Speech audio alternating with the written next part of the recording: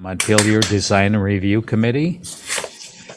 We'll have members and staff introduce themselves. Eric Gilbertson. Benjamin Cheney, member. Meredith Crandall, staff. Stephen Everett, member. Martha Smirsky, member. We'll let Meredith review the remote meeting procedures. Okay, so I am going to be sharing my screen. And this is more for people watching via ORCA for the share screen aspect, but there's some other information as well.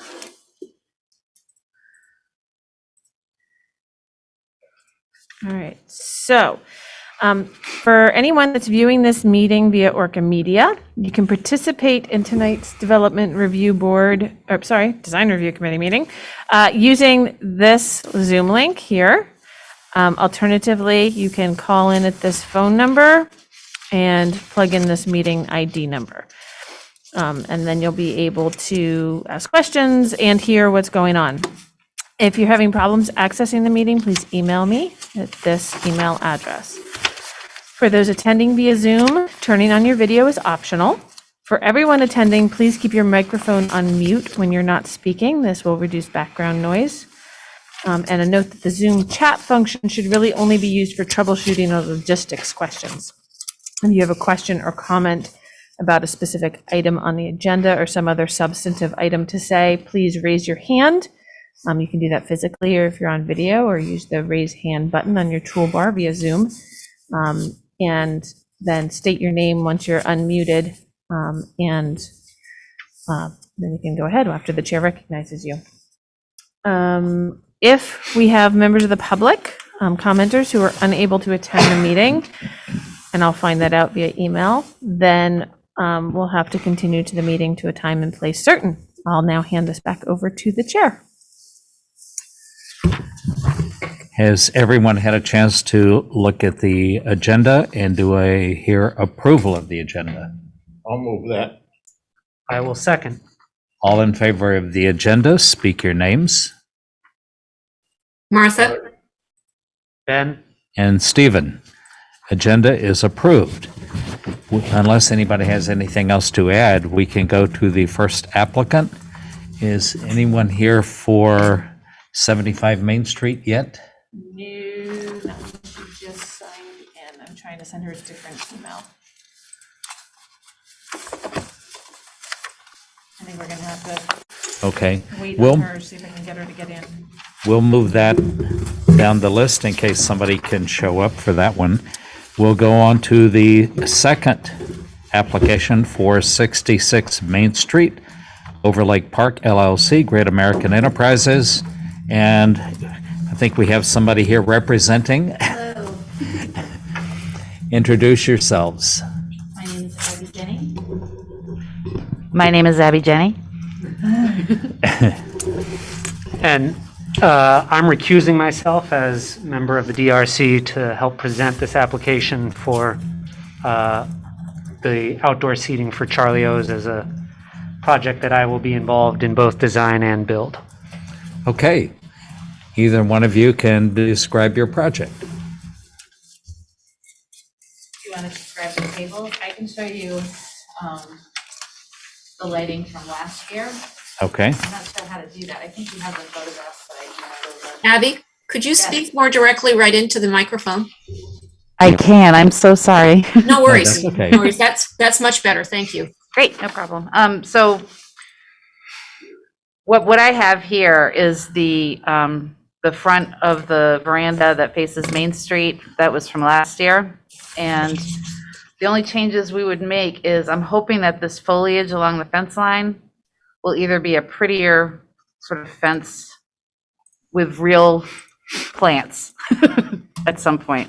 But the lighting is going to be the same, and I'm going to have Ben describe what they're building because it's hard to describe, and I think you've done it a couple times. Okay.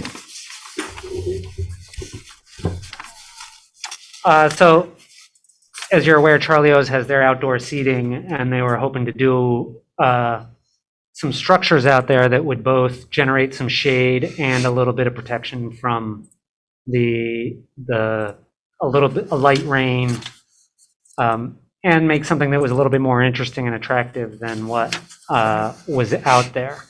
And so we meaning Flywheel, myself and my business partners, came up with this plan, which is a sort of two individual kind of pavilion type structures that are both like integrated seating and tables that are temporary, that are able to be kind of pulled away or moved around. They're not necessarily fixed to the ground. But what they are is a relatively simple structure, except for they have a varied height and thickness in the sort of partition walls and the seats and tables that are on there. And they sort of are these more artistic sculptural objects that are also seating. There's a little bit of privacy screening to them, but you can really kind of see through them and walk through them. And they would then be sort of put in a little bit of an asymmetrical pattern onto that empty lot. That's kind of what they are. So I'm just going to step in really quick for DRC members. So you have what's in your packet. And then for people who are here in council chambers, Ben and Abby sent a couple of additional drawings that have a little bit more about the new fencing proposed, that is going to be up on the screen that they can scroll through.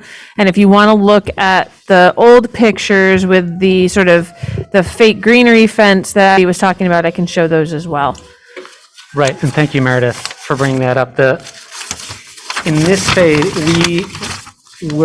this is a style that we're proposing to do fencing for this project, but not in this phase. So opening this summer would be back to the sort of other fencing option that Abby was beginning to describe at the beginning of this meeting. And if things go really well financially and make sense, then maybe we would get to being able to put in this fencing, but it seemed worthwhile to include it in this application so that we didn't have to come back. The fencing, you have fencing along the alley. Yes. Yep, so here's up there, right, the greenery stuff that was there last year is what would be started with. And there's sort of that, it doesn't show very well. You can just come and peek at my laptop if you want.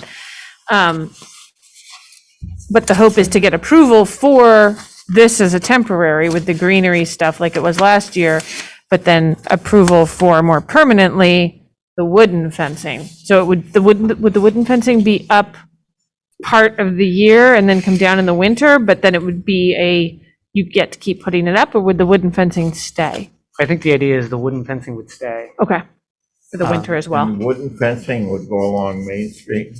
It would be at two different elevations. It would go along the alleyway at about 6 feet, and then it would go along Main Street along the sidewalk at about 4 feet. And it would not have an opening in it per staffing request from Charlie O's. It would just kind of be this fence that paralleled the sidewalk. How do people get in there? Through the bar. Oh, they have to go through the bar, okay. Yeah, the DLC had advised me earlier, when we started doing this, that one entrance is great because we can screen people coming into the enclosure, Okay. you know, and see them leaving as well, which is kind of what we do. So people would go into the bar and then go around the backside like they did at like the end of last summer when you Yes. switched it. Yep. So this is a view that shows the sale, additional screening, and here's the fence along Main Street, which is lower. And then this along the alley, sorry, my mouse doesn't really like me, has the little bar aspect to it. And so that fence is a little higher. Yeah, so there are those kind of wooden, I'm going to call them bollards. I'm not quite certain what they really are, but they're wooden things sticking out of the ground now that we were going to utilize to be able to create the drink rail off of, as well as that fencing. And I guess We're showing two versions, one with the shade sailcloth and one without it. Not exactly certain how that could work out. It's very similar to the one that is the sailcloth at, what was it, Three Penny Parklet? And I guess asking for permission is whether that would be an acceptable thing to include or not include. Based on the nature of how sort of organic and irregular these things are, it's very hard to model specifically what, how that sailcloth may or may not work out.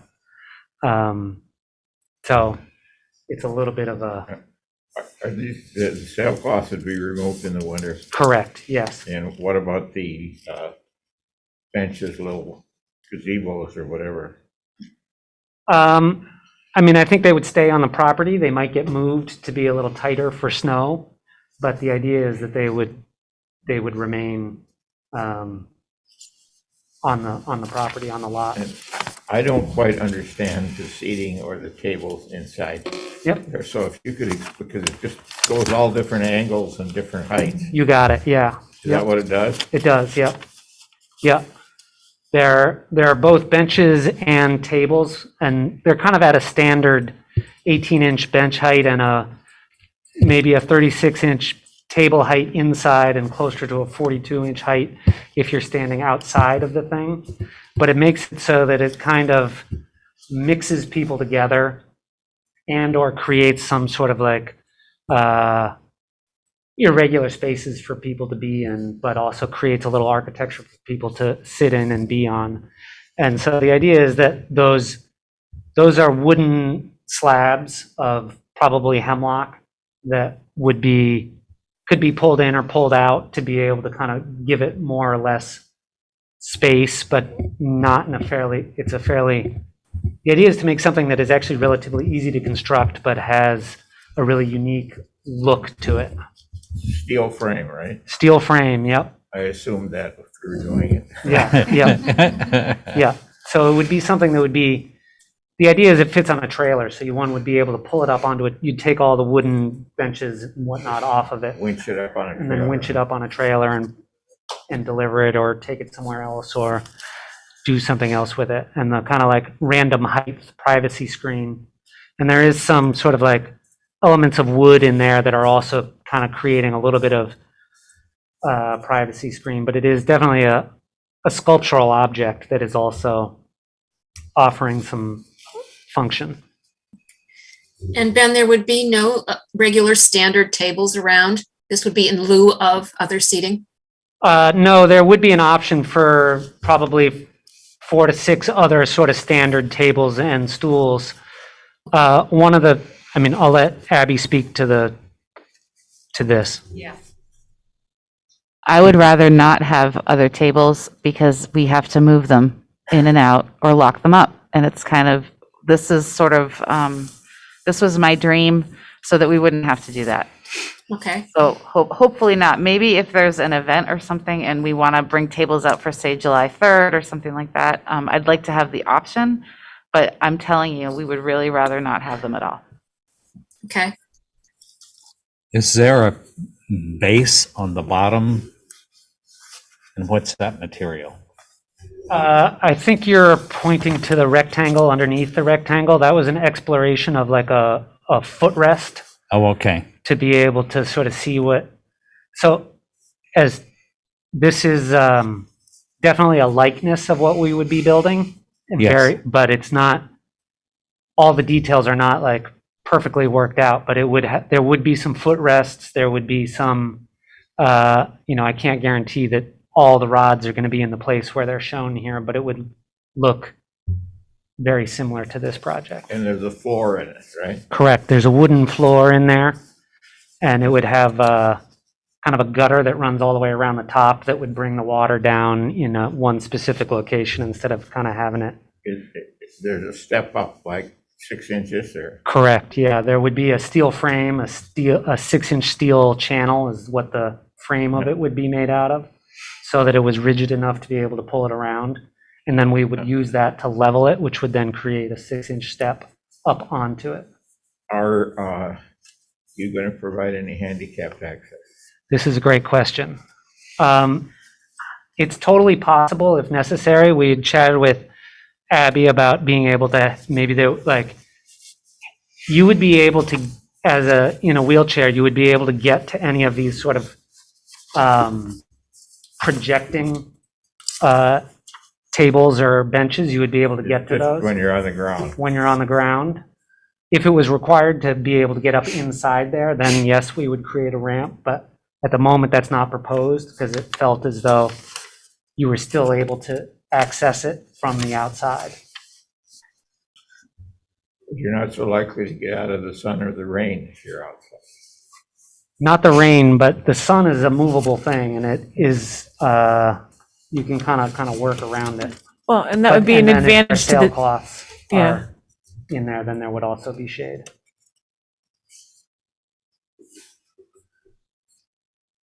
If the platform is 6 inches above, you might think of doing what they do in Montreal, and they just use lengths of diamond plate as a slight ramp based on the, based on the length of it in order to make, maybe one access for each of the structures. Yeah, that's exactly kind of what we were thinking. If it I think felt you should necessary. definitely consider that. I'm no advocate for handicapped access, and I think that would be the right thing to do, and it should be fairly easy to do. Yeah, I don't think it would be difficult You at only all to got 6 modify. inches to go up, and No, that would be, you could even probably do a thing with the walkway, the dirt and the walkway and the material of the walkway that would get up to it.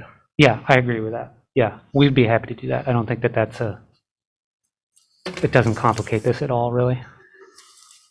One other question, would this combination structure and greenery be removed from the side of the building? That's not our building.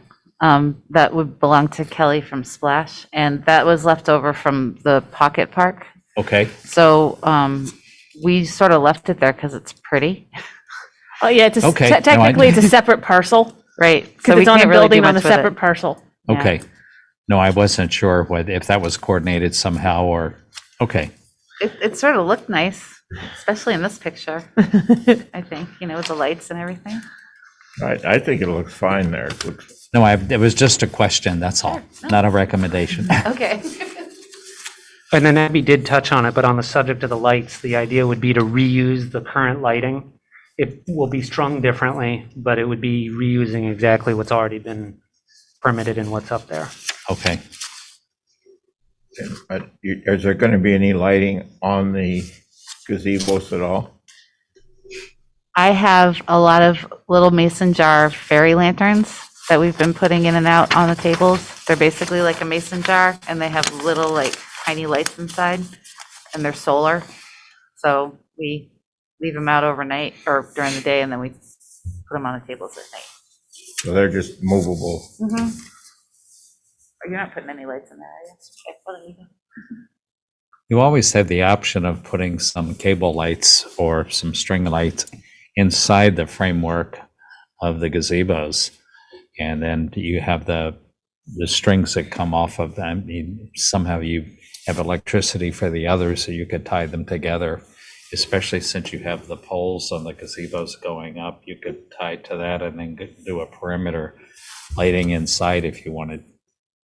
With your permission. I think this is interesting. I think it's good to experiment with stuff, particularly when it's easily reversible. So, and Charlie O's was the very first place I had a drink in Montpelier in 1975. Oh, my goodness. It's the only place that looked like a bar to me, being from Wisconsin. Still does. I mean, I appreciate that comment, Eric. This is definitely, feels like we're kind of pushing into some architectural boundaries with this, but it is a temporary thing, and I really do think it would be a pretty unique, interesting moment in downtown that I think the town would benefit from, as well as Charlie O's. Are you going to paint the metal or anything, or? No, we were gonna leave it and let it kind of, it was gonna get a natural patina, i.e. rust. Can you get Corten steel tubing? You can, but not at not at a price point that would facilitate the building of this. But there was a certain kind of wanted to stay true to a certain sort of grittiness that Charlie O's does have. So we're trying to keep in that vein a little bit. I agree with Eric. I think it sounds interesting. And the fact that it's movable really helps. And the fact that you're using the same, at least for the beginning, using the same screening, I think also helps. Anyone have anything else to add at this point? The only thing that I would add to, and I don't know whether it's in our purview or not, is to provide the handicapped access. That can be a recommendation. Yep. And it's, it probably wouldn't be, I don't think I can put it as a permit condition, but it can still be the DRC's recommendation. And I think it's, they've said that they would be happy to do it. I do have one question. At this point, it doesn't specifically say on this application anymore that they would need to come back next year. And this is something I want the DRC to figure out. Do they want to revisit this again next year, even if they're doing the same thing? Or at this point, is the design review committee happy that as long as it's the wooden fencing, that's the future part of it, as long as that's what's happening next year, if it waits till next year, that they don't have to come back again? It's only if it changes from here on out that they'd have to come Only back? if there's a significant change. Okay. I don't think it's necessary to come back. Okay. The only thing I was thinking here, I don't necessarily think it's necessary to come back, but since we don't know exactly what the design is, to have it up for a year. And I don't know whether you need to come back for a permit or we can just, I'm not going to worry about it. Yeah, I did want to realize, and I agree that we don't exactly know what this design is. The intention is that the wooden fencing is going to have random spaced gaps, random sized boards, and random thickness boards. So it has a pretty kind of funky, modern aesthetic to it. Mhm. And this is definitely close and gestural of where it was going and what we want to do, but I agreed it is not fully fleshed out. If that is something that prior to its construction the committee wants to see, of course, we'd be happy to share.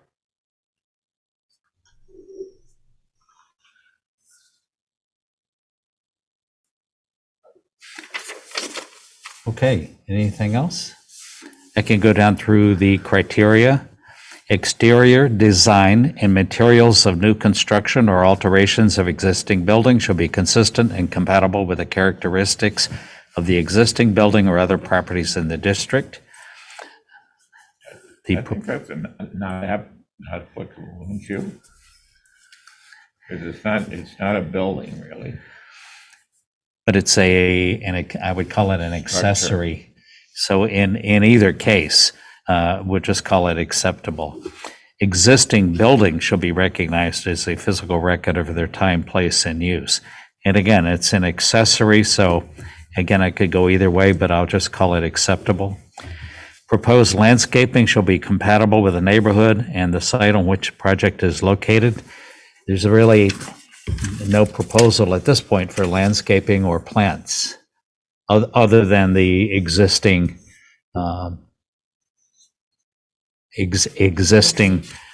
material that's used as to screen the area. And again, that's been approved. So I'm just going to say acceptable existing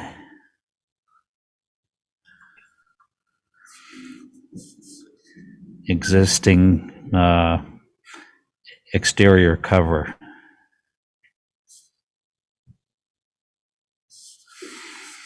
Location and appearance of all utilities, mechanical equipment, trash storage, and fencing. shall be sited to minimize adverse visual impact or adequately and appropriately screened from public view. Acceptable.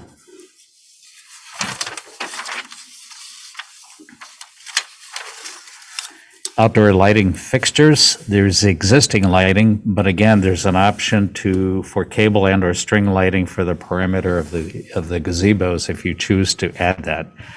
The structural design of outdoor lighting fixtures shall be compatible with the architectural design and function of the building or compatible with the neighborhood. Acceptable. Landscaping, screening, and site furnishings, projects within the design review overlay district and subject to the landscaping requirements shall consider the following: site furnishings, including fencing, seating, and other types of site furniture visible from the street or side yards. Does landscaping obscure or undermine key architectural patterns or elements on historic buildings? Mechanical equipment screening, all of those that apply are acceptable. Accessory buildings and structures. New accessory buildings or structures shall be located within either the side yard or rear yard and shall not visually disrupt streetscape or affect the integrity of existing buildings or proposed new buildings. Acceptable. All in favor of the application, speak your names. Eric, one thing I do want to say, though, is that I don't think the criteria work very well You're right. for this. Again, And I we think just that ought to consider this be- an accessory to an existing building, which is, But I think it ought to be put in the notes so that it's not, it doesn't really, match with any other buildings downtown or anything like that. I just think we ought to put that in the notes so it doesn't come back to haunt us later. okay, how would you like to word that?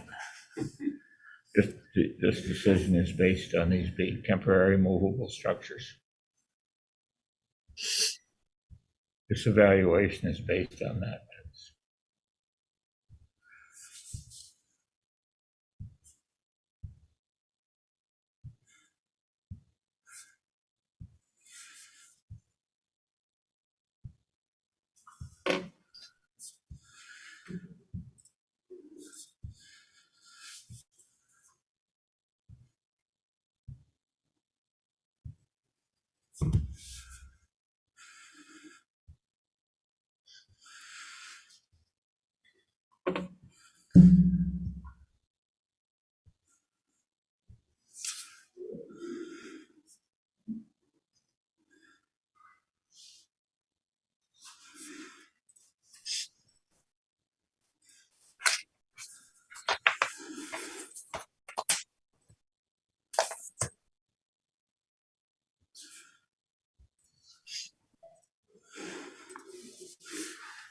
Not just the application and evaluation of the application based on accessory structures and temporary movable accessory elements.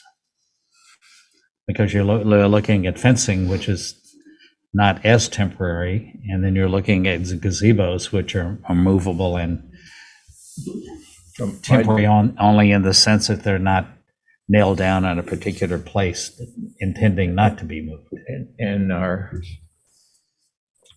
one of my definitions of temporary is anything short of forever. So, Okay, and based on that, speak your name if you're in favor of the application. Eric, This is Stephen? Martha. I say yes. Okay, vote is 3-0 in favor.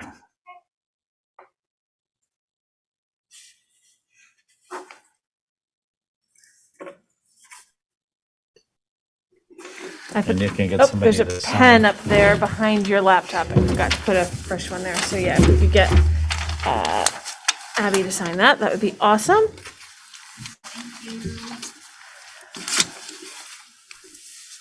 The pen that you grabbed for work.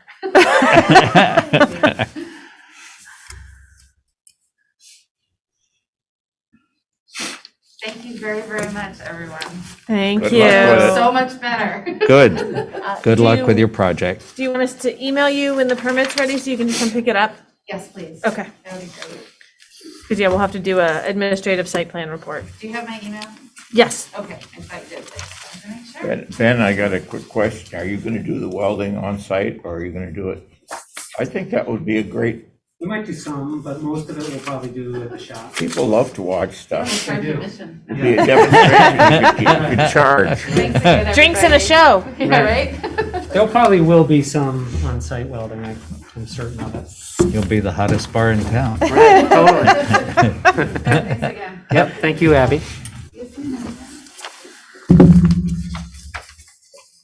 Okay, we still have no one here for 75 Main Street. Yeah, we'll see. I tried to text her with some other options because my emails at this point, it looks like her email system is blocking me. Uh-oh. Yep. Okay, so we'll move forward to the next application for 149 Main Street. The application for Gary residents, applicant O.M. Fisher Home. If somebody here for this project, come forward and have a seat and get close to the microphone. Yep. So we have lots of people here, actually, including a bunch online, so. James is in person. Tom Bachman and Dan Wheeler are remote. And we also have Dan Hassan, who is the development consultant for the Gary residents. Ron Stevens, who you met 3 or 4 weeks ago when we did a preliminary review, is on vacation. And Dan Hassan is here to represent the owner. Thank you. There's different than what, No, they're the same, I just wanted. okay, they have printouts. Yep, everybody's got the printouts. Okay, in whatever order you guys choose, go ahead and describe your project. Okay, I guess I will start out here. It really hasn't changed significantly from what you saw 3 or 4 weeks ago, or 4 or 5 weeks ago, whatever it was. We are proposing to build an addition or to the Gary residence. And just a refresher, the Gary residence provides 13 beds of assisted living. The memory care facility will provide 18 memory care beds. And the complexity of this site is that we are in the floodplain. So in order to meet city and FEMA requirements, our first floor of our addition needs to be 30 inches above the existing first floor of the Gary residence. And when you look at the plans, you will see that we have a link that connects the two buildings. And in that link is a ramp system that takes you up to the first floor of the Gary residence. And then you can proceed up to the first floor of the memory care facility. Since we talked last time, I think last time there was the hand sketch that you saw indicated we had a roof garden. Unfortunately, because of initial cost estimate, that has had to go away. So we no longer are proposing that. The rest of the project is very similar to, I think, what you'd seen before. We have been working with Scott Newman, who is a historic preservation consultant for the owner, and he has been our interface with the State Historic Preservation Office with Elizabeth Peebles. So we've had several meetings going back and forth. We believe we have addressed all of Elizabeth Peebles' comments. She's reviewing it right now for our Act 250 application. So we expect to hear back from her momentarily. So the addition is, and again, I'm repeating some of the stuff we talked about last time, but I just want to make sure everybody understands this. We do need to provide a fire stair that serves the second and third floor of the Gary residence. Right now, there is a fire escape on the back of the building. So our part of our new construction will be a link from the second and third floor that goes to a fire-rated 3-story stair tower that gets you down and to grade. The proposed memory care facility is all one level. Basically, it just doesn't work to have, you can't have memory care on multiple levels. It needs to be on one level. As part of the memory care facility, there is a private memory care garden. If you look, I'm not sure, you probably got the drawings all in front of you. So if you look at the renderings toward the end of the, actually last page of the package. Give me a second and I will try and pull it up on the share screen. Okay, good. Well, there's also, are you looking at the last page of your package or what I gave to design review? That's a very good question, Meredith. So you want the renderings, right? Yes, the exterior. Okay. Yep, so give me just a second. I want to make sure I'm zoomed in on it before I do a share screen, otherwise I'm going to make everybody dizzy.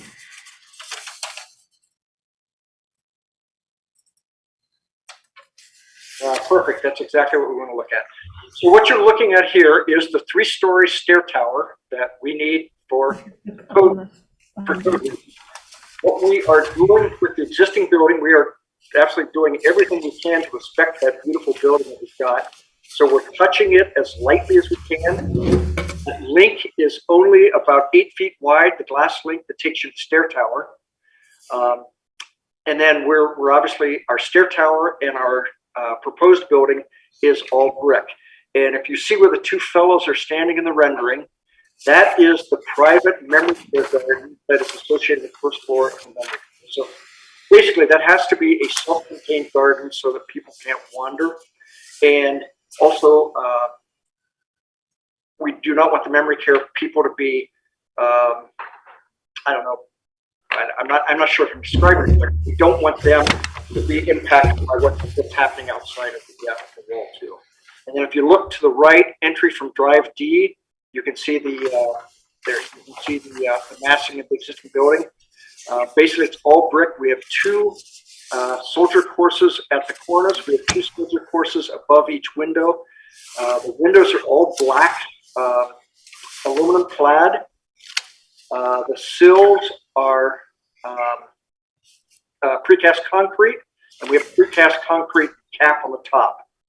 All of the mechanical equipment is roof mounted, and it is screened with a screening wall that when James explains the landscaping, he can show you exactly what we're looking at for screening walls. Now, Meredith, could you go back to the overall floor plan? Yep, give me just a minute.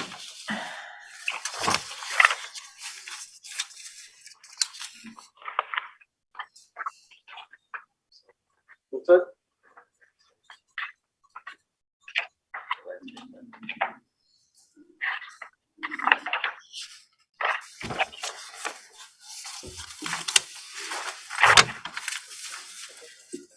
You're looking for the site plan or the floor plan? Okay, I guess Meredith, Dan just reminded me, I don't think you do have a floor plan. So let's go to the landscape plan. Here we go. Let me know what you want me to zoom in on. Okay, James, I'm going to turn this over to you to just give an overview of the landscape plan. And make sure you're right near that microphone. You can shift it closer to you if you need to. Great. Hi, I'm James Finley Sheriff, landscape architect with Wagner Hodgson. Excited to be working on this great project. I live here in Montpelier. Similar to Tom and GBA, our first decision was to recognize the historical importance of the existing structure there. And as a result, we've literally done no intervention on the front of the building. The trees, the street trees, and all of the existing trees that face up onto Main Street will remain. As you come down the drive and head back to the parking area, we've created a very sort of clean, simple drop-off sequence shaded by a birch tree. We'll have some granite chunk benches there for people to sit on as they await arrival or pickup. Moving further down, as Tom mentioned, we have a memory garden there that is screened from outside. But as you can see, we have it, handsomely planted with all sorts of hydrangea and different flowering things.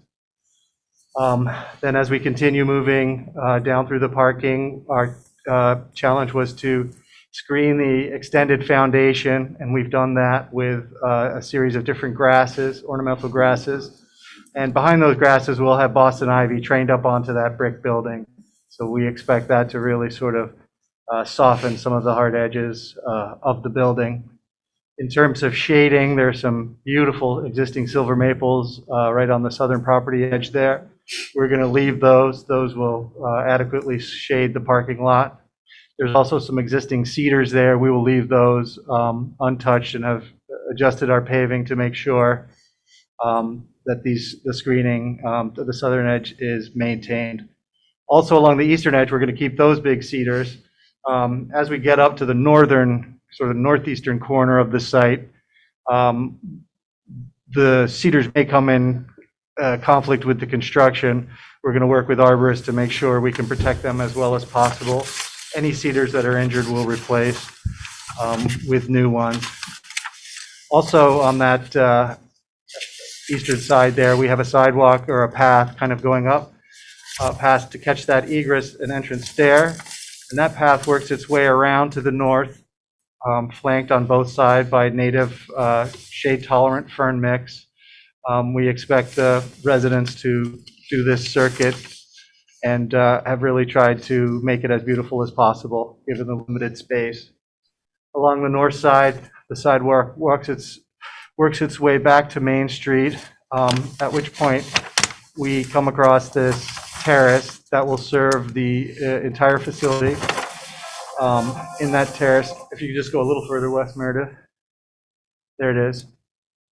We have, again, these granite chunk benches and a flexible space with an arbor for shade for whatever events they have, dining. Perhaps the guests will just sit out there, or the residents will sit out there and enjoy a drink or whatever. Again, nicely shaded and in the right up against that beautiful existing tree there. To the north of this space, we're proposing a full perennial garden planting. Again, shade tolerant and primarily native to be enjoyed as part of that circuit around the site. I think that's it. Let me know if you have any questions. And actually, if I could just jump in from this is Tom Bachman.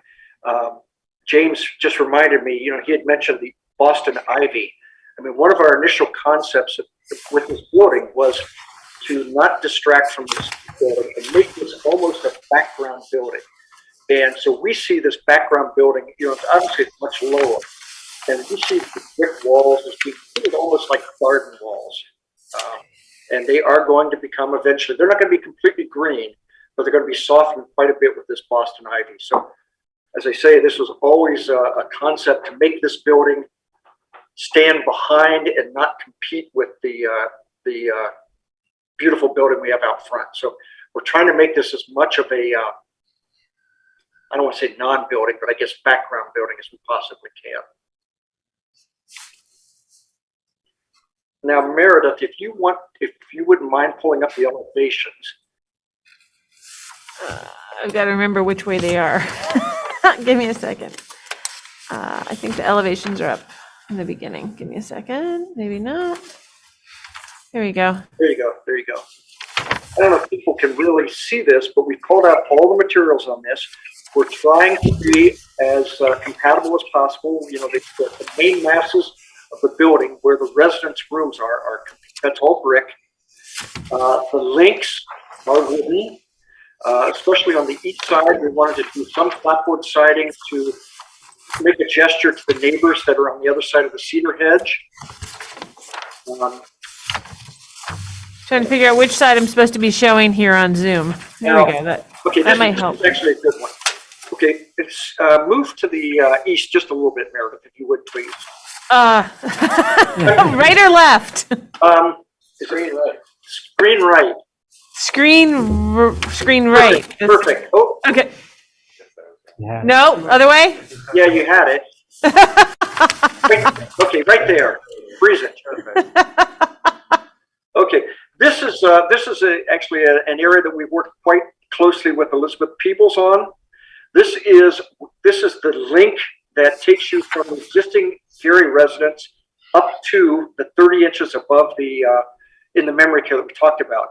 This is being articulated as a porch. It's going to be, white columns, infilled with windows. So we want to articulate this as much as a porch. We're obviously not making it look like it was built in, what's the age of the building? 1941. But we want to make this this is sort of the transition from the historic building to then our new building. This is the area that James had just explained. There will be an outdoor terrace, and there's a pergola just to the left of this porch area. There's going to be a standing seam metal roof. We have snow guards on there. And we think this is going to be a very pleasant place for the existing Gary residence folks to hang out. And just a clarification, James had mentioned the walk that went around the building for exercise. That is intended for the current Gary residents that live there. Memory care residents will really not be leaving the building other than for private memory care. So you can see that we have on this elevation, all the materials are called out. Anything that's labeled 1 is brick facing. We included an image of what that brick's looking like. It's a little redder than the Gary residence. We don't want to match that existing. We'd like to contrast it a little bit, so it is a bit redder. It's a similar texture to what we've got. I think we had talked about the concrete cap and the concrete sills at the windows.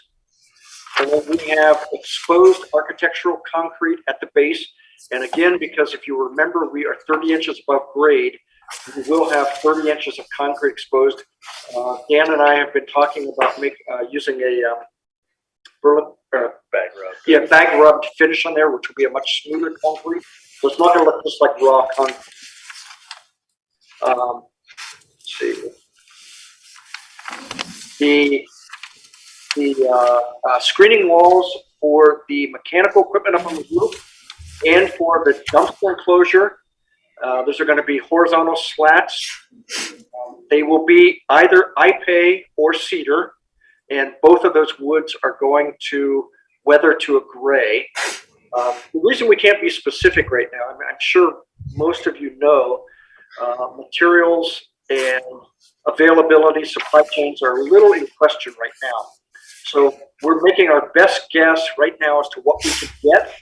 And, if there are significant changes, if there's a supply chain and we can't get something that we have described tonight, then I think we'll just have to come back to you. But we think, that the materials are going to be very similar for the screening, whether it be iPay or cedar, white cedar. The attachments to the building are all just clapboard. Let's see, what else do we have? Standing seam metal roofs are on any of the pitched roofs. One thing you do, number 10, if you look on there, we do have to have floodgates in this link. We have included cuts on those. How many floodgates do we have? I think we're looking at 7 flood vents. We had to do a pretty thorough calculation to figure out what was going to equalize the pressure if there is water on the outside of this building. So we've got 7 of those. We've tried to make those as indiscreet as we can, try to put them close to the building so they don't stand out. Those are basically, I think they're anodized, aren't they? Anodized finish. We've had I shouldn't say a heck of a time, but we've had a little bit of research just to try to find a thermal flood vent that will give us a decent R value. And we've got one, it's not as robust as the walls, but it will work.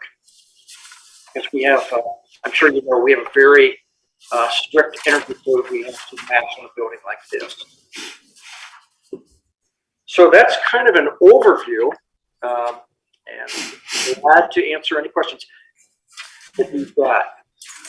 Quick question from the exterior on the, I guess it would be the south side of the building.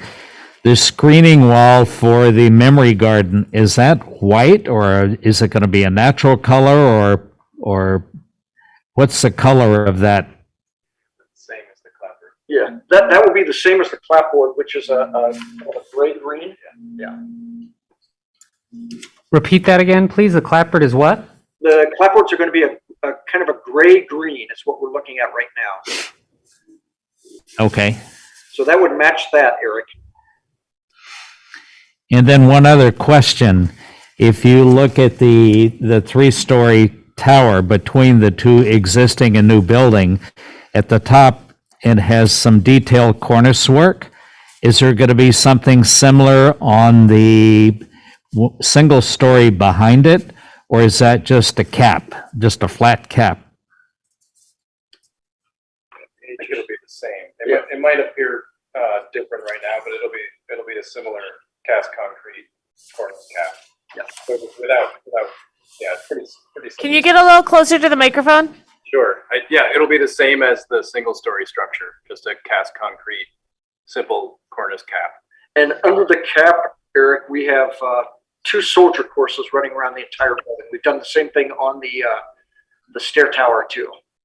Okay, it was just, we could see on the picture of the stair tower, we could see the cornice, the detail on the cornice, but it wasn't clear on the single-story building.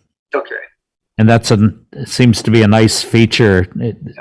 Well, the intent is to match those. We will match those. Okay, thank you.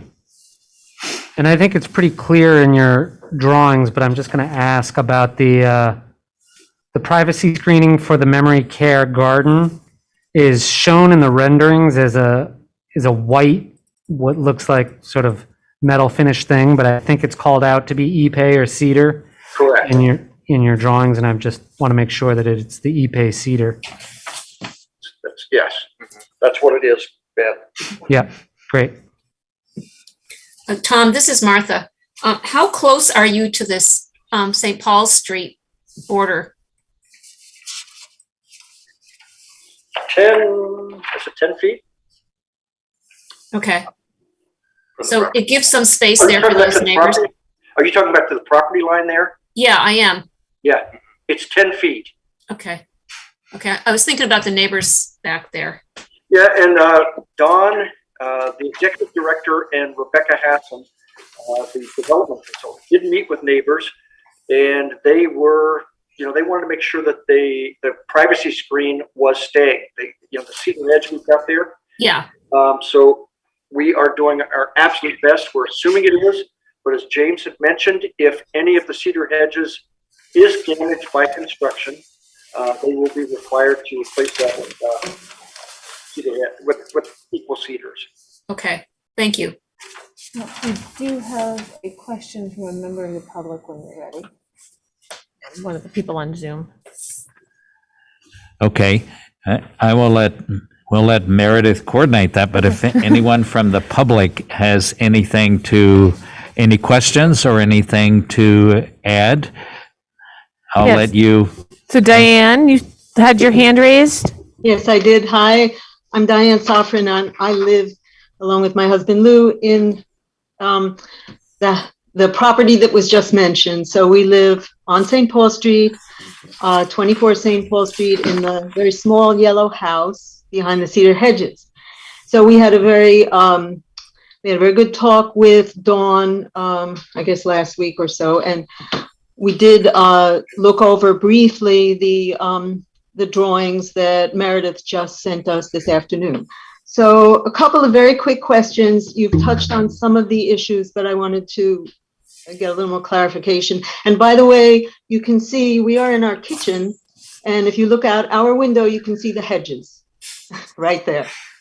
The hedges on our side are about 3 feet from our house, 4 feet from our house.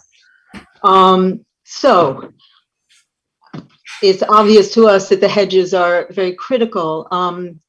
Unfortunately, over the years, because of the snow plowing and things that went on in the very back, the hedges have actually become kind of thinned out. So I would hope that when things are finished and attention is being made to them, they can be adequate. That was one thing. So the hedges are really, really critical to us. I would hope that they don't have to come down during the building because that would make life pretty difficult for us. You know, we don't have the air conditioning and we look right out the windows in the summer and fall.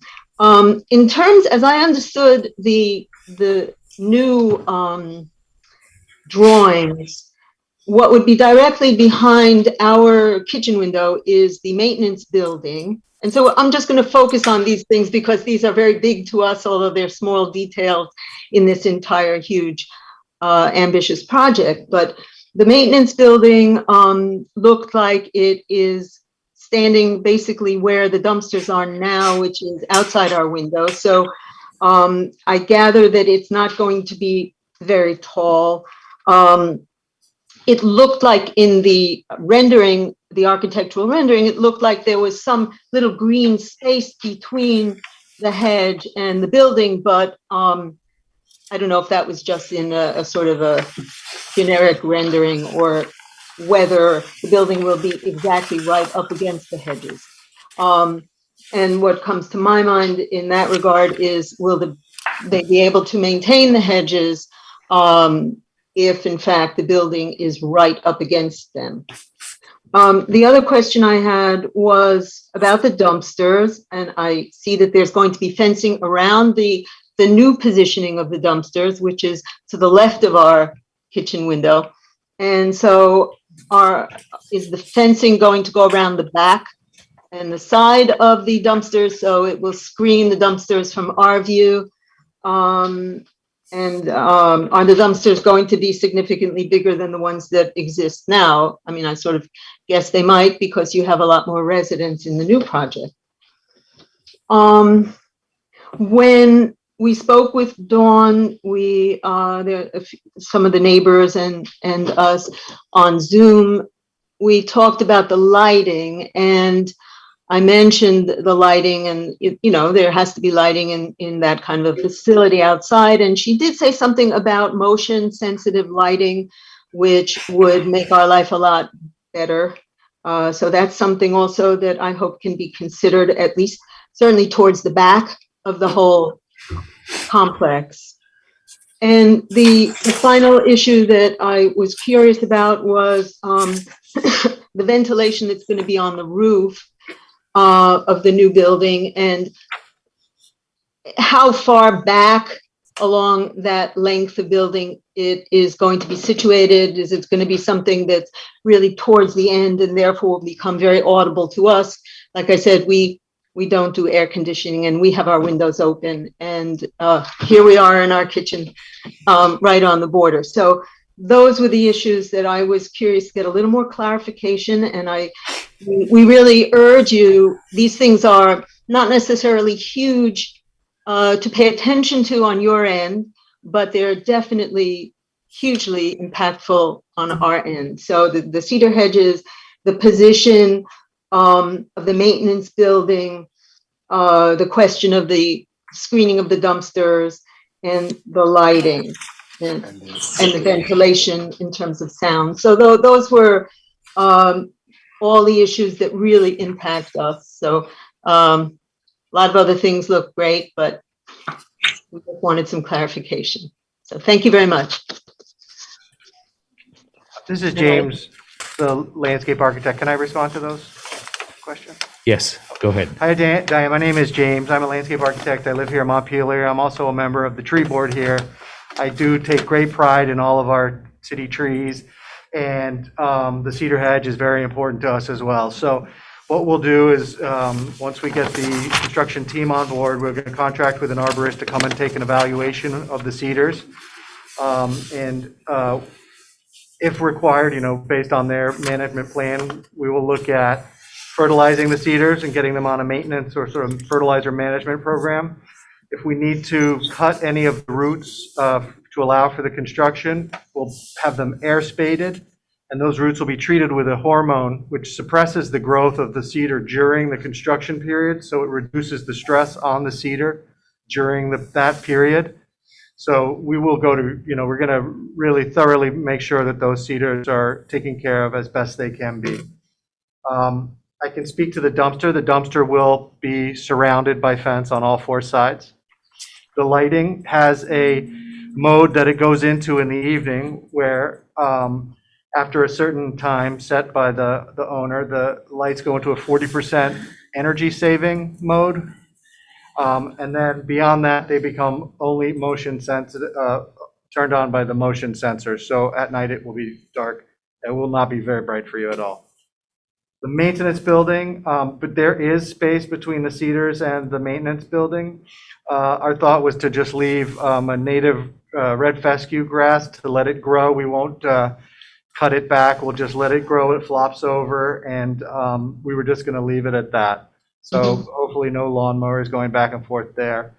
And I think those were the questions. There was also the question about the location of the rooftop ventilation system on the building. How far back is that? Okay, I defer to Tom on that one. Okay. So basically, we have a air source heat pumps. We have one piece of equipment up there plus a generator, and it is. Well, I don't have an exact. Do we have the exact? Can you suggest where that is? Okay.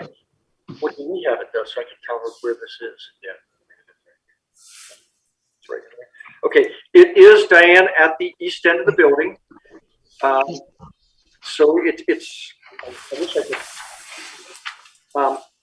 Basically, what the zoning regulations say in Act 250 is that noise level has to be 55 decibels or lower at the property line.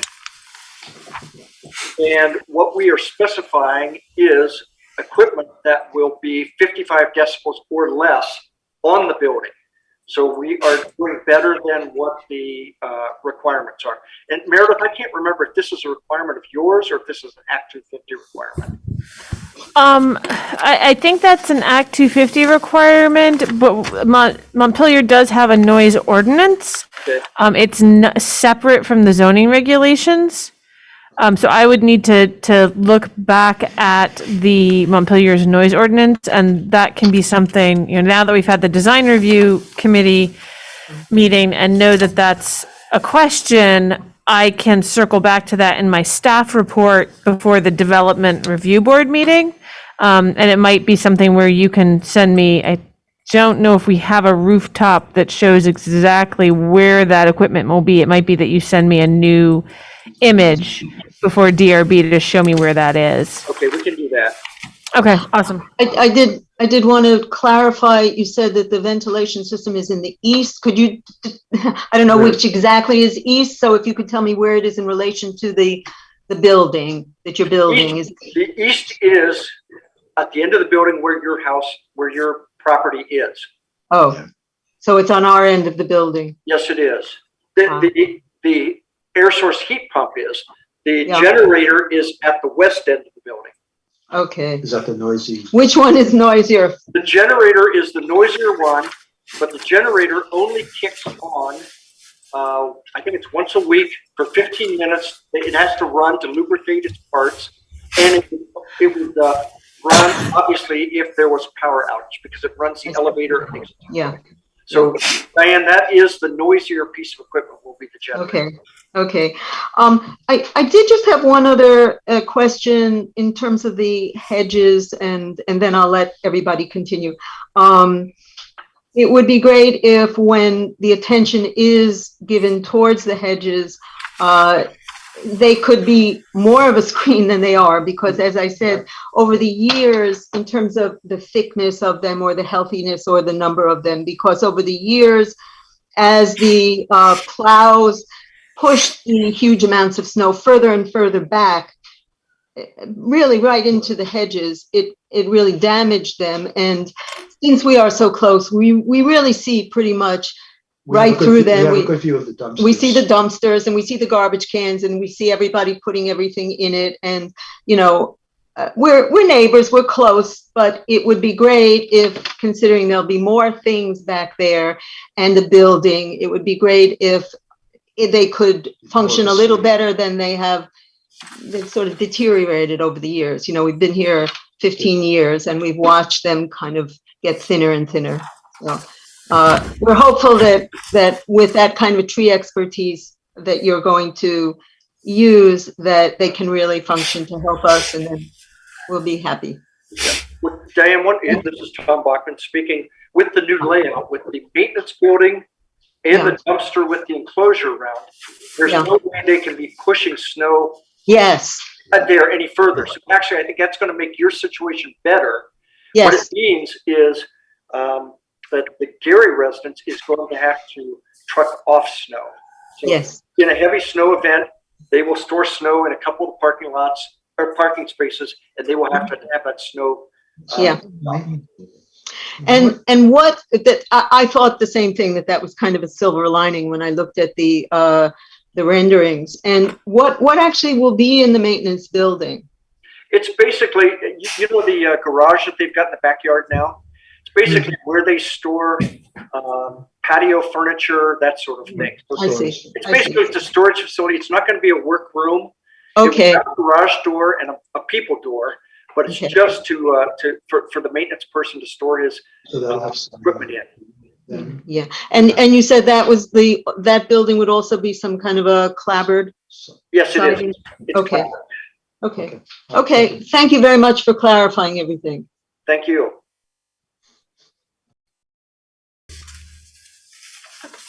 Diane's all Is done. there anyone else from the public who has anything to add or questions? There's no, everybody else who's on is for applications. So we're good. There's applicants or team.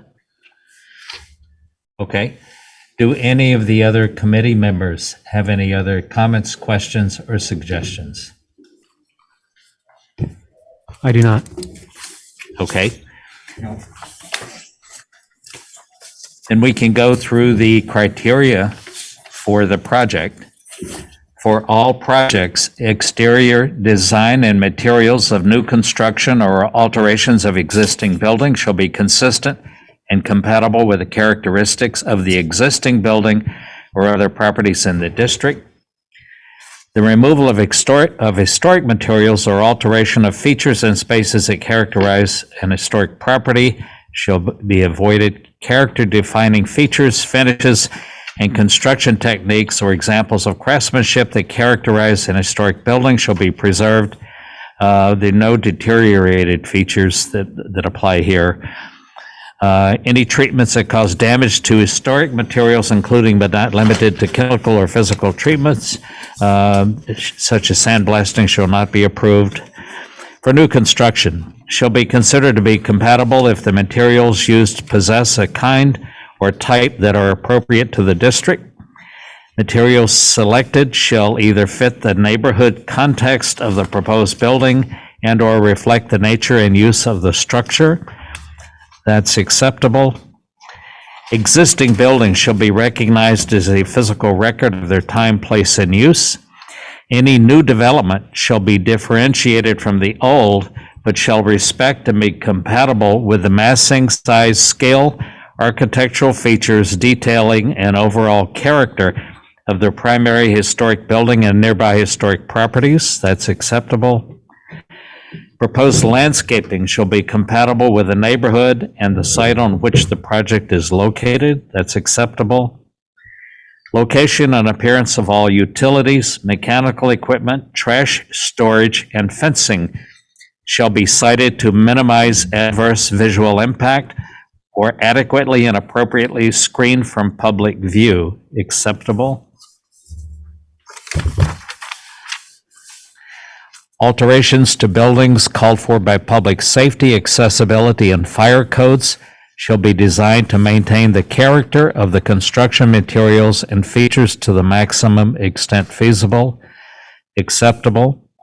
Height of building additions shall not overwhelm the primary facade and must consider varied heights of existing building and adjacent buildings. Height of a new building shall be compatible with the varied heights of existing adjacent buildings. Acceptable. Proportion. Compatibility of relationship between width and height or facades, as well as relationship of width to height of windows and doors. Acceptable. Rhythm. The visual patterns established by the alterations of solid walls and openings, windows and doors in the facade of the building shall create a rhythm that's acceptable. Roof shape and equipment. Consider similarity or compatibility with roof shapes in immediate area. Conceal rooftop equipment and features on flat roofs from eye level view from adjacent public rights of way and from the ground level of any adjacent properties. Roof forms and pitch shall not be altered on the primary facade. Acceptable. Architectural features, including but not limited to cornices, windows, shutters, fan lights, entablature, trim, and other forms of molding or character-defining detailing prevailing on the existing building shall be considered in the alteration of a building. Architectural features on an addition shall not duplicate but shall respect the original historic building's architectural features. Acceptable. Roof drainage systems shall not hide or obscure architectural character defining features and shall run adjacent to building corners when possible. Acceptable. Outdoor lighting features. The structural design of outdoor lighting fixtures shall be compatible with the architectural design and function of the building and compatible with the neighborhood.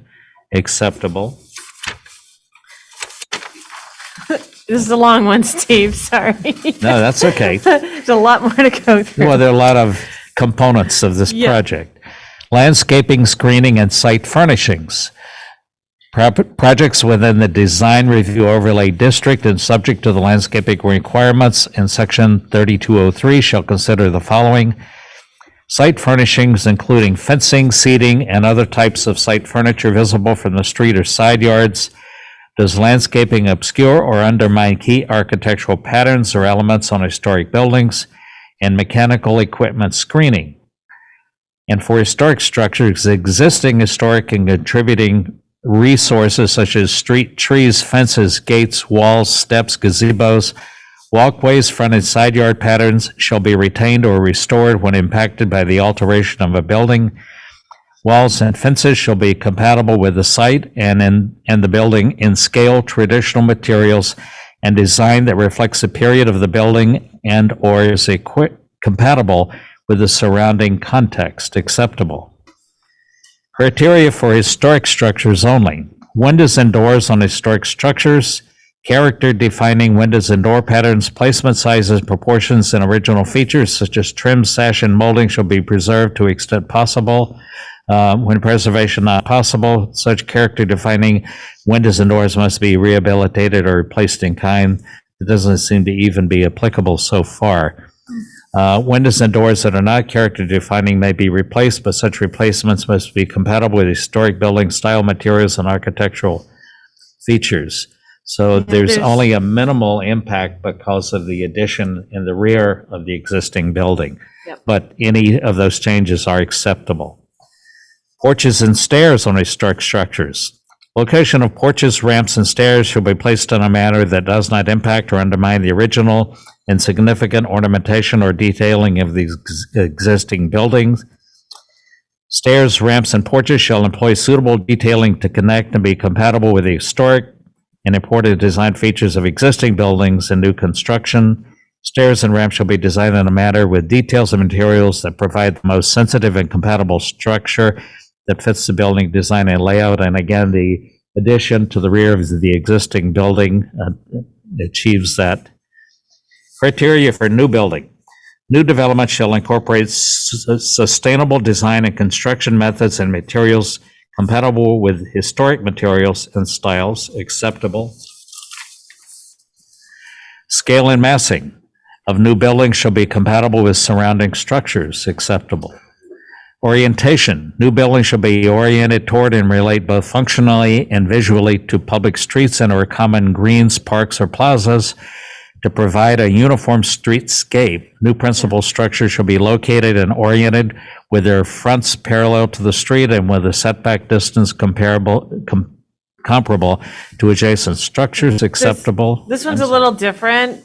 I have these in here because, I mean, we do have the new shed, The addition's a little different because you don't really have a choice on orienting it towards the street because it's at the rear. Yes. So it was kind of hard to throw these in Well, and not be able to put too many notes in. There are portions of each Yeah. of these that are applicable to some degree. Yep.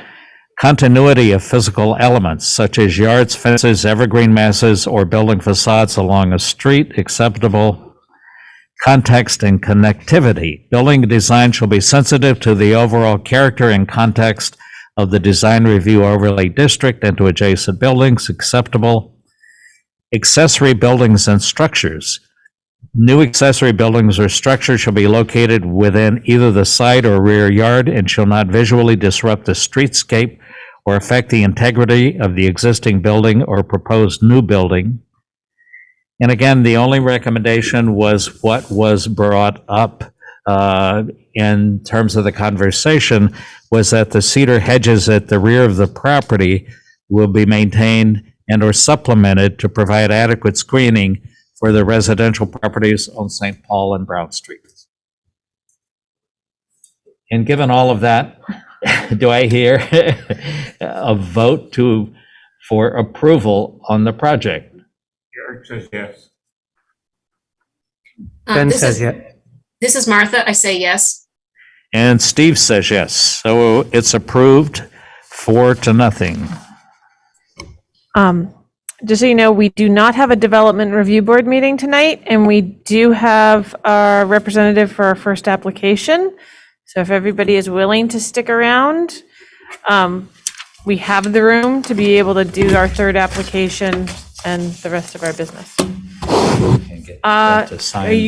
Can James sign the recommendation form for the applicant, or do I need to scan it to somebody else to sign? If James feels comfortable signing it, we're fine with that. You okay with that, James? You're on the Okay. hook. So, yeah, Now your project. if you could sign right there, yep, I'll sign right there. And then I will see everybody in 2 weeks for the development review board hearing. Okay. Thank you all. Thank you, guys. I appreciate it. Yes, thank you all, Thank you. and good luck with your project. Thank you. Good night. Okay, so we do have Sarah here for the Bailey Road signage. Sarah, if you can unmute yourself. Hi, everyone. Hi, Sarah. Hi.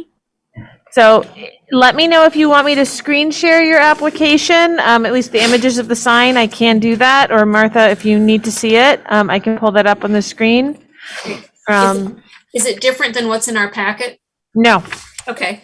no, but just sometimes I can zoom in a little bit if it's needed, but this one's fairly simple compared to everything else we've discussed tonight. That's true. Very true.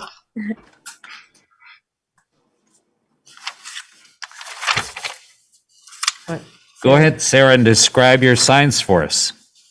Sure. So I'm using the existing sign area where number 9 had their old sign. And I'll be painting plywood black to match the current existing trim on the building.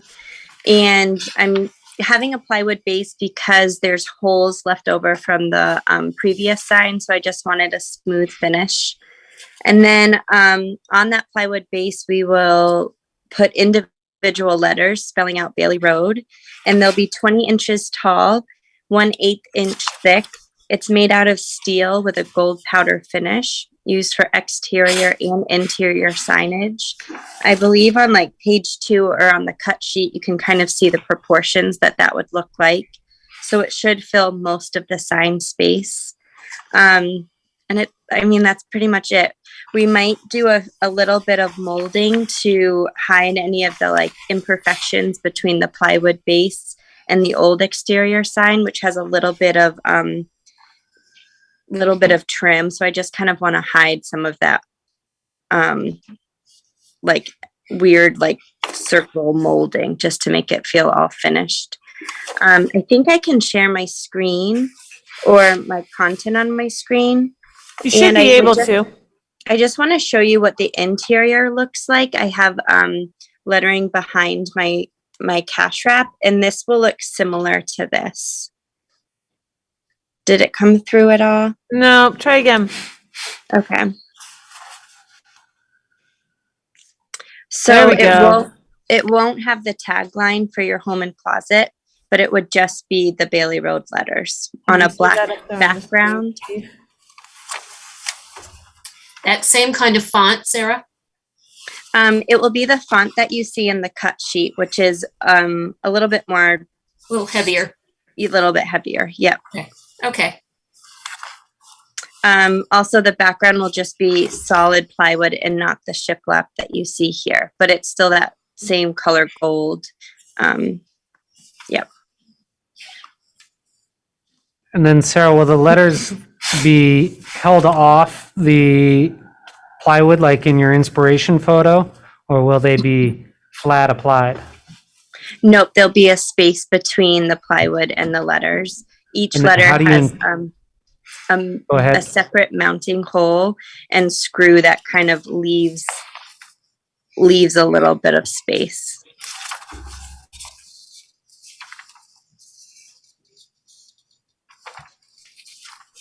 Like how much, like a 3/4 of an inch, an inch? Like how much space do you think will be back there? You don't know.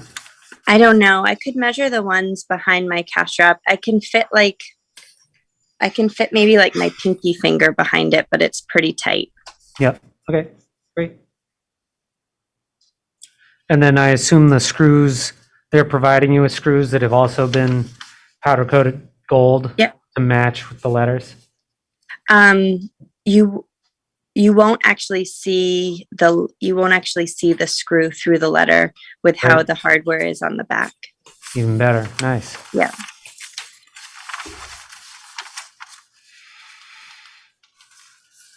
And then you're applying for the sign at the rear too, right, Sarah? I'd like to remove that application. My current sign doesn't fit in the space. So I'm just going, it like fit really tight, but I don't really like the look of it. So I'm just not going to move forward with that. Okay. Is the sign band the 222 inches, is that in your cut sheet? You've got the letters take up 174 inches. Yep. Is that the whole sign band? No, the whole sign band is the 222. Okay.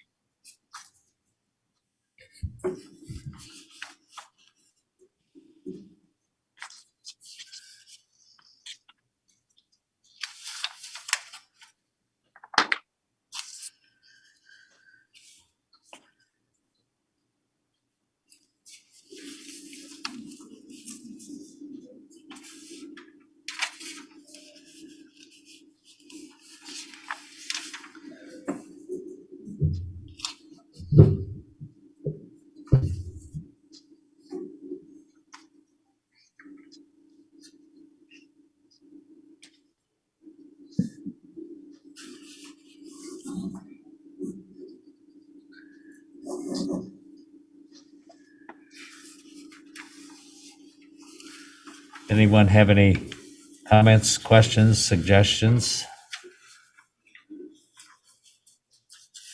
Head shake from Eric. I guess the only question I have is, you're going to be painting that plywood that is going to skim over the sign band. Yeah. And I'm curious, I guess the color is to match the black that's above it there and that goes into that, all that molding detail. Yeah. And I'm wondering whether that's all going to get painted at the same time or to blend, or whether it's just going to be close enough, which is probably the case. I'm willing, I could change the black. I did a fresh coat of paint on the bottom of the entryway already to match, and I used what Tim Heaney already had. So I would be willing to not do tricorn black and do what they had in the past. I just think it would be nice if it all was consistent and not like just a fresh coat in the sign band. But I agree. if you've done the bottom one way and are willing to kind of make it all be the same, I think that would be great. So you're just saying like a fresh coat on the molding so that it doesn't look like one's faded and one isn't? Correct. Yeah, I think that's a great idea. I would love to do that.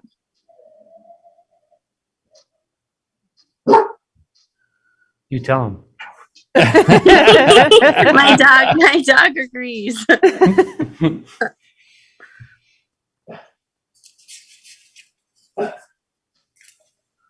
How thick is the plywood you're gonna use to cover up? Is 3/4 inch like a traditional? I guess I didn't go into that much detail there. I would just use a traditional. I'd like as thin as possible because I want the sign to stay within the brick bookends of that fascia board. Yeah, does it tuck under the molding on the, along the top that's there, the existing black part? It will fit underneath the, like, see that green little band that is around the previous sign? Barely, but The- yes. The goal is to fit within that green kind of frame. And then if we need to use any kind of molding just to make it feel seamless, we would do that. And I assume you're using like an MDO exterior plywood, paper Yeah. faced, that's really flat and smooth. Yeah, my contractor had that in mind, I believe. Yep.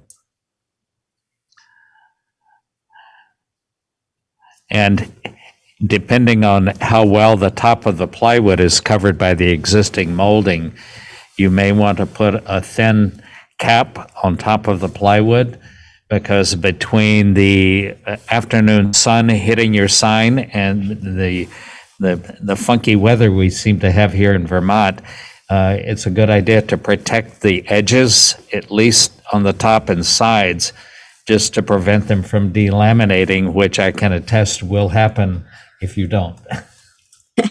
I will take all of the advice. We want you to be around for a while, and we want your sign to last. I agree. Okay, that's noted. Any other comments, questions, or suggestions?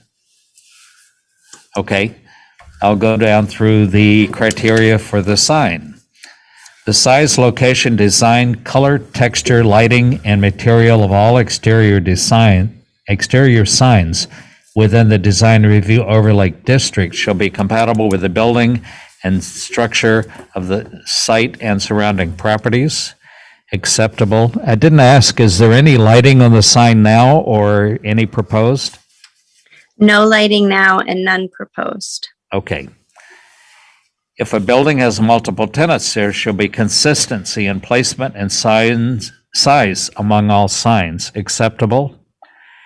It is recommended that sign placement be centered over building entries. Acceptable. Sign installation shall minimize damage to character-defining materials on the building. Acceptable.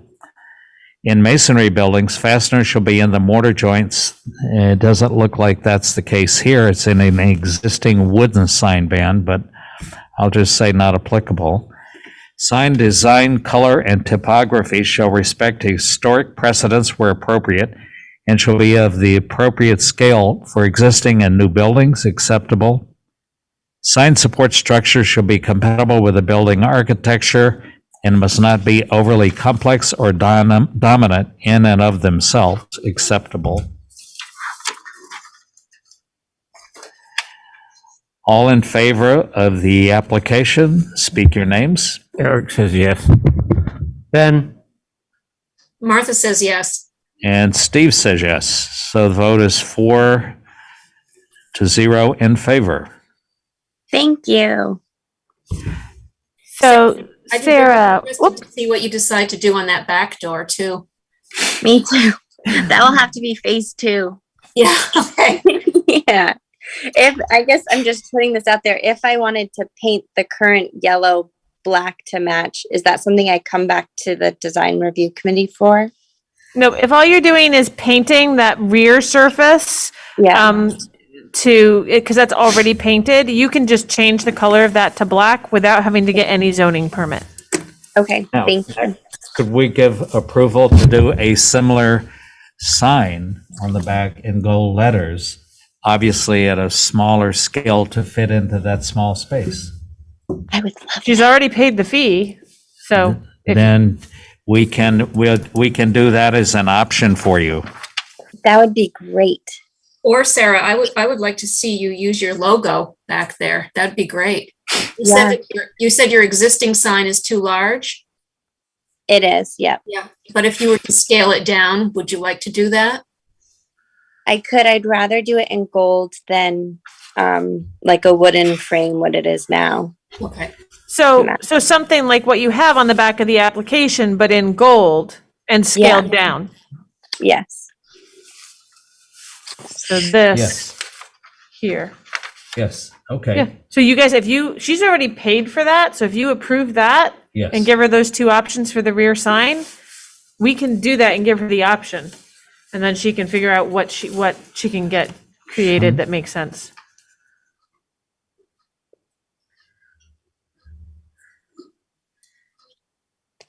I I'll have can show you what the layout would look like.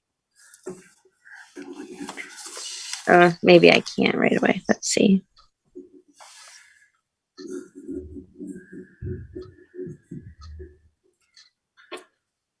So we could give her the option of doing gold letters or doing the logo sign with gold letters on a black background as well. Yep. And smaller. Yep. Yep. You can pretty much always go smaller with the signs Okay. if you need to. Okay, great. Thank you. Yeah, your share screen wasn't working. I don't know if you want me to, was it something that was trying. in the application? No, it was kind of my new logo, which I was trying to figure out how to share it. If you have it open and you hit the share screen button on the bottom of your Zoom window, you should be able to, it should give you options of the various different files you have open. Okay, let me do this. I apologize for the. Oh, it's okay. Okay.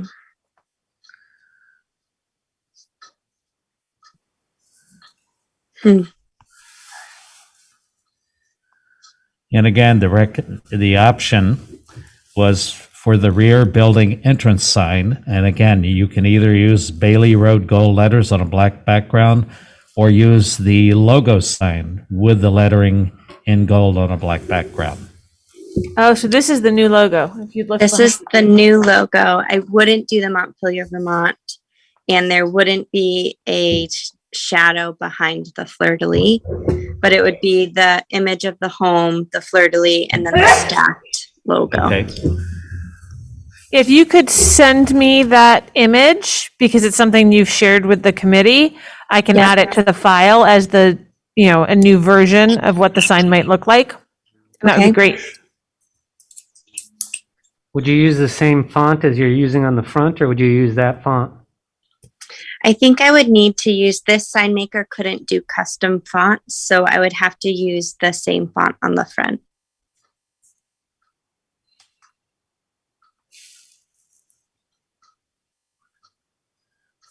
Do you want me to put that back up?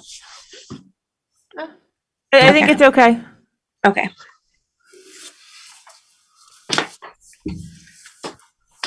So Awesome. she could do either combination of lettering and logo using what she has or what she's showing there, Yeah. either one. Great. So Sarah, we'll just, to actually issue the permit, I think we'll need to have a sense of how big that rear sign is going to be. Okay. Just because we have to have documentation of how much total building sign area has been used up. Okay. But you've got, the design review committee's approval. That's a good And first step. again, and Yes. the rear, based on the, whatever limitation there may be, on the back, it's just of a size and proportion suitable for the existing framing. Yep. Awesome. So I'm going to scan this and send it to you, Sarah, so you can sign off on it. So that'll be the first step. We'll discuss how to do it, because I know you want to get your signage on the front up as soon as possible. And it sounds like you're ready to order that. So we'll work out how to figure out the rear signage, okay? Okay, that will be a little while anyways. Okay. Okay, thanks. Yeah, you're welcome. You'll hear from Thank me via you. email. Okay, Thank sounds you. good. Bye. Good luck with your project and your Thank you. move and all of the above. Appreciated. Bye. Okay, bye. Has everyone had a chance to look at the meeting minutes of March the 7th? I have. Yes, Steve, I noticed that after Eric entered the meeting, the next paragraph says that Liz asked if the signboard could be moved. That was actually me, not Liz. Thank you. Okay.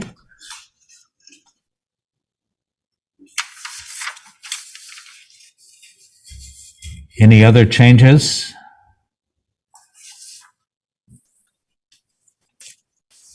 Otherwise, do I hear a motion to approve the minutes? So moved. I'll second. All in favor, speak your names. Eric? Ben, And Steve. So minutes are approved. I'll make that edit. Thank you. Any other business? One thing, I should have brought it up at the beginning, but I think there's an issue with some zoning changes that are coming up that changes the density on the 1,500. Yes. Yeah, residential What, 1,500. And part of it involves the Mike Miller suggested in his note to the city council that the design review be changed first, because what they're doing is the density is very likely not very likely, but there's some chance buildings will be altered to have lots of more units, smaller units. It's a building code rather than a density code. And so, and in some places, that's resulted in tear downs and rebuilds, because somebody could put a bigger house or a bigger building on a lot. I intend to go testify about two things at the city council meeting on Wednesday, and one is that yes, the design review is probably the best vehicle to prevent drastic changes in the neighborhood. And second, I would like to see the city consult with design review and the Historic Preservation Commission when they're developing these kinds of regulations and codes, because we're appointed and have to, are the ones that are appointed because of our expertise and knowledge, and the city just ought to take advantage of that. I think that's a good idea, because a lot of that zone is outside of design review. So there is really no approval process for somebody who may want to take something down and put up just a big square box. There's no other review process. And if you want to maintain any kind of character in those neighborhoods, I think if somebody wants to do something pretty, it's one thing to do an interior renovation or maybe put an addition on the back of an existing building. But at some point, if there's a significant change in the character or appearance of a building for that purpose, I think it's a good idea to review on a number of the items. The appearance of the building, the height, scale, parking. I mean, there are a lot of features that enter into somebody making a change like that. And there ought to be some kind of a review process for that, particularly if it's not in the existing design review district. Yeah, I mean, if it's a brand new building, it does have to go through a more limited architectural and character review when it goes into major site plan. But that's just the development review board, and it's not anywhere near as detailed as what we've laid out in the design regulations. And really, the ones that won't have any review like that are the additions, or where they've suddenly switched out a bunch of windows. It's outside of design review. We don't, it needs a building permit. It doesn't need a zoning permit if they've just changed out a bunch of windows and doors and revamped it to have, 4 new entrances instead of 1. So there's a lot that could be changed to change a character of a neighborhood without any look at, scale, massing, architecture, how it fits in at all. It would be nice if they want to increase the density to have some review of that, just Yeah. so that, you're not taking something maybe on Liberty Street or a street that you're going to change the whole character of the neighborhood, depending on what somebody puts back, if there's not some kind of review. Yep. Oh, and Mike Miller agrees with that opinion. His thought was, make You sure probably design know. review matches with wherever you're suddenly getting rid of residential density. Yes. You got to lay that design review over it if you're going to get rid of those residential density Steve, you limits. probably know as well as anybody, nobody knows where the real estate business is going. And, Hard to predict. I mean, it's the impact of the tear downs of smaller buildings is usually in resort areas and things like that, but somebody theoretically with this could tear down a 2-unit structure and put up an 8 or 10-unit structure and increase the income from the property. Yes, so absolutely. And where the break even is on that, who knows?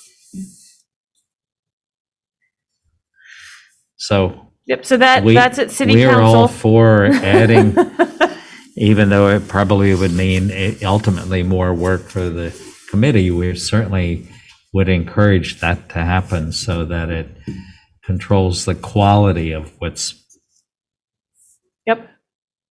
either added to or what's replaced with.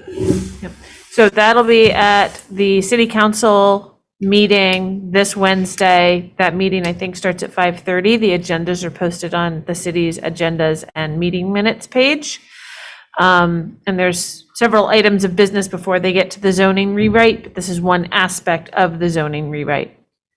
But there's no telling, they can change the agenda around too. They can change the agenda around, you're right, so probably log on at the beginning of the meeting. Good point, good point.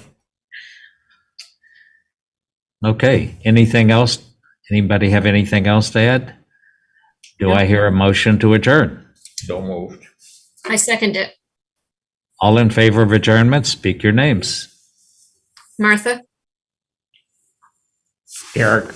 Ben? And Steve, meeting is adjourned. Next meeting is April the 4th. Great. Thank you. Thank you all for coming.